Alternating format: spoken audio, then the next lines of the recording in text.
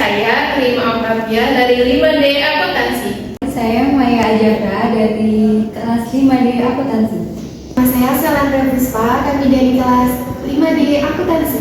Perkenalkan, nama saya Priyanti dengan NIM 110221111. Kami dari kelompok 4. Di sini kami akan membahas tentang pendekatan teoritis untuk rumusan teori akuntansi. Apa sih hakikat akuntansi itu?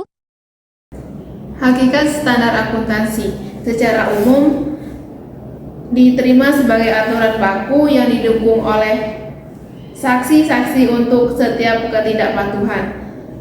Standar akuntansi biasanya terdiri dari 3 bagian, yaitu yang pertama deskripsi masalah yang harus dipecahkan.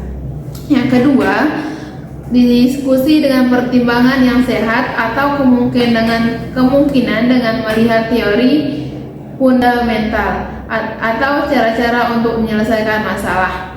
Yang ketiga, selain dengan keputusan atau teori yang ada, solusi yang disarankan. Tujuan penetapan standar. Selanjutnya ada tujuan penetapan standar. Pembelakuan standar mungkin memberikan keuntungan bagi beberapa pihak dan merugikan beberapa pihak yang lain. Adalah sebuah pilihan sosial jika digunakan karakter kesejahteraan sosial untuk menjustifikasi pembelakuan sebuah standar, maka akan muncul satu pernyataan serius mengenai legitimasi dan badan penyusun standar yang tidak dipilih di dalamnya. Ada 2 pendekatan yang dapat dilakukan. Yang pertama, pendekatan ketepatan penyajian. Yang kedua, pendekatan konsekuensi ekonomi. Adapun tujuan lainnya yaitu Tujuan penetapan standar akuntansi yang ke-1, pendekatan penyajian kebenaran laporan yang netral dan berusaha mencapai penyajian yang benar melalui standar proses penyusunan. Dan yang kedua, pendekatan konsekuensi ekonomi, yaitu standar yang diundang dan harus memiliki pengaruh positif atau setidaknya tidak memiliki pengaruh negatif. Yang ketiga yaitu pendekatan kritikal interpretatif, bahwa pelaporan keuangan hendaknya digunakan sebagai suatu instrumen perubahan sosial. entitas apa saja yang berkepentingan dengan standar akuntansi. Di sini saya akan menjelaskan entitas-entitas yang berkepentingan dengan standar akuntansi. Yang pertama itu ada individual dan kantor akuntan publik. Yang kedua ada America Institute of Creative Public Association atau AIP. Yang ketiga ada American Accounting Association atau AAA. Yang keempat ada Financial Accounting Standard Boards atau FASB. Yang kelima ada Security and Exchange Commission atau SEC. Yang keenam ada organisasi profesional lainnya. Yang ketujuh ada para pengguna laporan keuangan. Di sini Maya tahu nggak siapa sih yang menetapkan standar akuntansi? Tahu, jadi ada 3 yang menetapkan standar akuntansi itu. Jadi 1 itu tentang teori-teori peraturan masih. Nah, yang kedua yaitu membolehkan kita mengatur akuntansi. Nah, dan yang ketiga itu dekat dengan pasar bebas. Nah, emang boleh kita mengatur akuntansi?